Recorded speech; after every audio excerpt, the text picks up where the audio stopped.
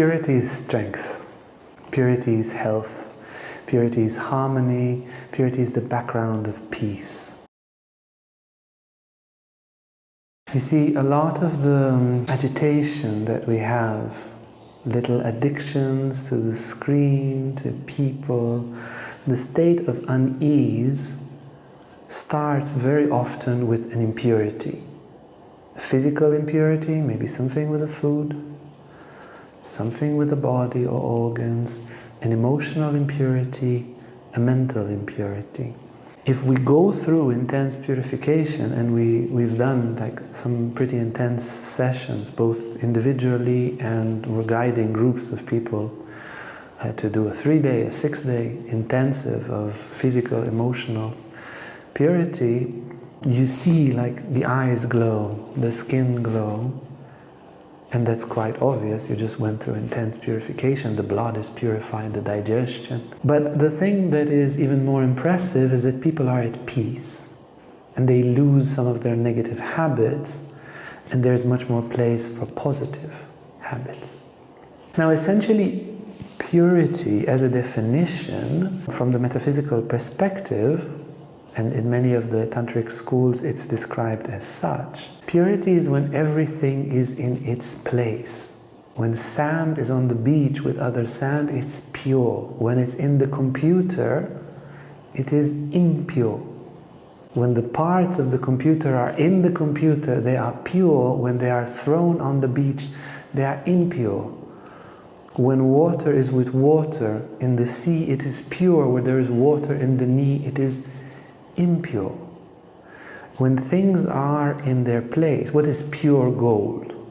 Is gold without the other stuff. You burn gold and all the different metals go out, and we remain with pure gold, pure silver, pure consciousness, pure intelligence, pure love. What is pure love?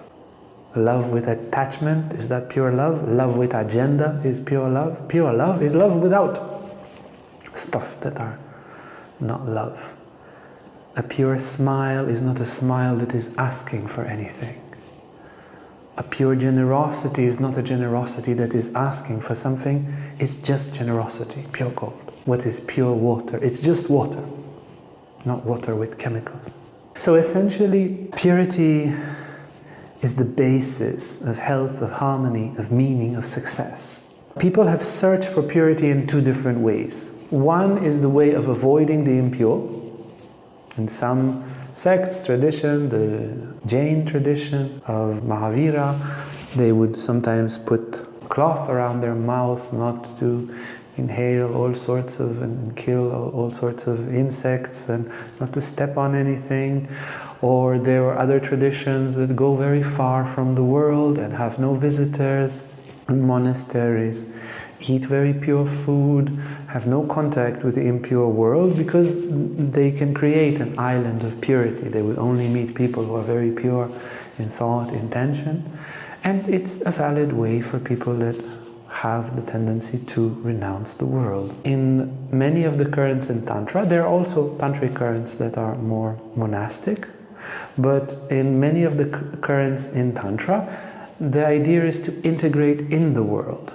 But then if you integrate in the world and live a life of meaning and have a profession, maybe have a family, have a love life, help people, do something of meaning for the world, you also get a lot of impurities. If you sweep the floor, the broom gets dirty. And it's good to sweep the floor, and it's meaningful. And in Tantra we don't shy away from touching the world, but we need a very fast system of purification. We need to purify quicker. We have 50 impurities coming in today.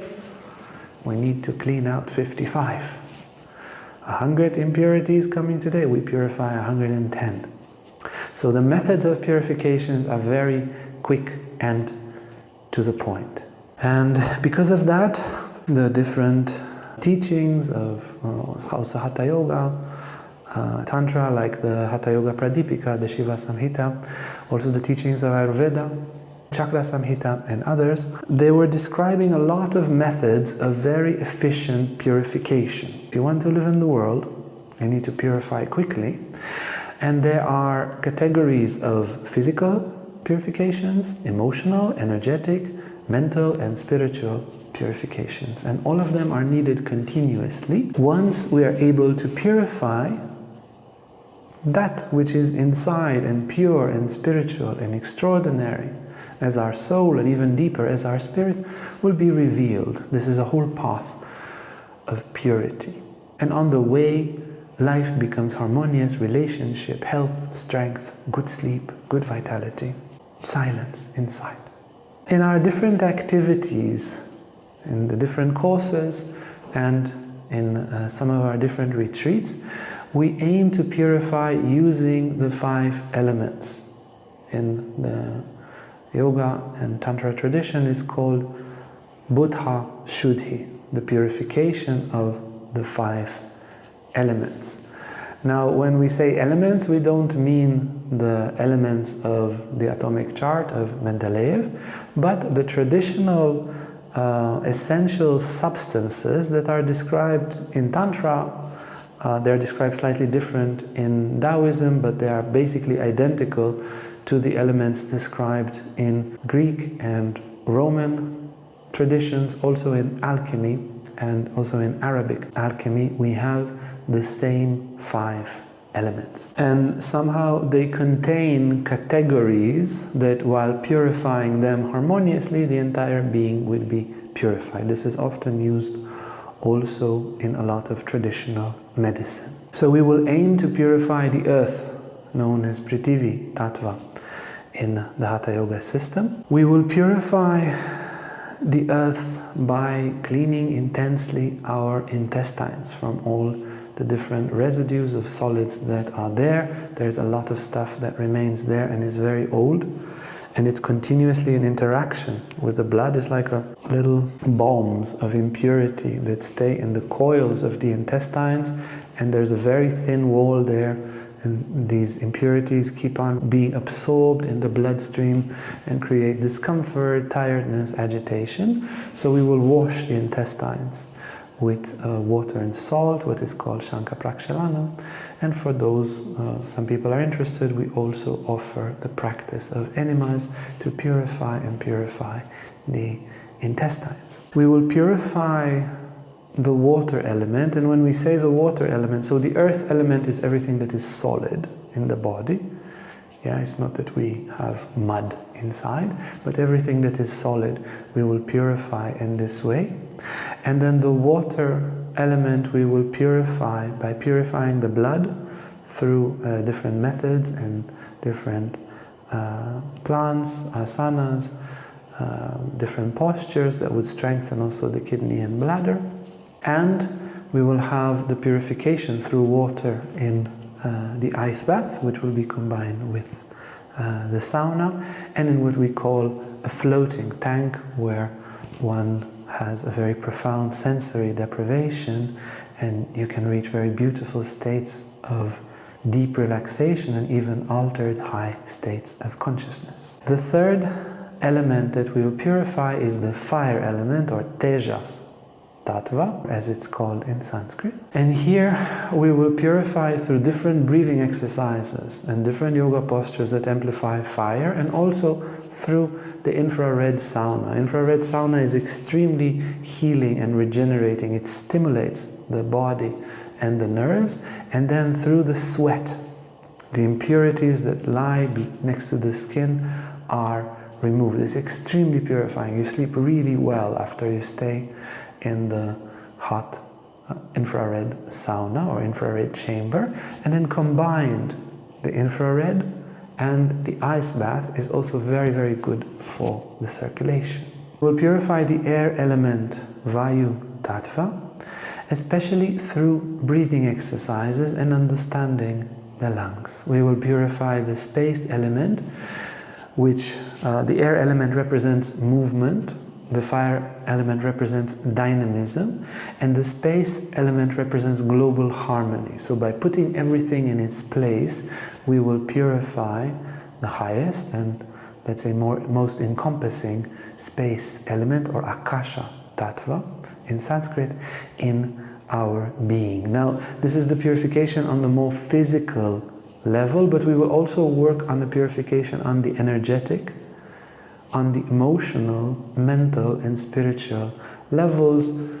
Just as examples, we will purify things like anger, which is related to the fire element, and purify things like sadness, and amplify love that will purify traditionally the air element and the emotions that are related to the lungs and to the heart. Personally, this has been one of my, let's say, bigger passions, to work with purification, especially the last 6-7 years, but throughout the 20-something years of the path, it's always been something very important to me. I've done some pretty extreme purification diets, very extreme, and a lot of long fasts, and all sorts of yogic purifications of the intestines, of the liver, and a lot of purifications, and which we will also do in our activities through silence. Not speaking purifies the mind very, very much, and literally years of my life are spent in different forms of such purifications. And like my big discovery in all that a lot of my negative impulses, that I feel attracted to something that is not good for me and not good for the world, you know, as we are, human beings as we are, that my attraction to negative things dissolves when the state of purity appears, and when I don't purify and I accumulate all sorts of impurities, visual impurities, interacting with others that have the interaction itself is impure, or food impurities. When these things appear, and there are impurities, I would feel drawn to do stuff that's not good for me and not good for anyone. So as such, purification remains somehow for me and for many of my students, friends and teachers as a solid ground that brings forth a natural state of discernment, a natural attraction, even an enthusiastic attraction to all that is good, and a natural disinterest to that which is not good and not pure. This is our invitation to walk this path of purity. I shared a little bit of my own experience. If you have your experiences also with purities, also with impurities, please share in the comments below. If you like this video and want to learn more about Tantra, about yoga, about psychology, emotional healing, lives of saints and the scriptures, then hit the bell, like, subscribe, and you'll never miss an upload. Thank you so much.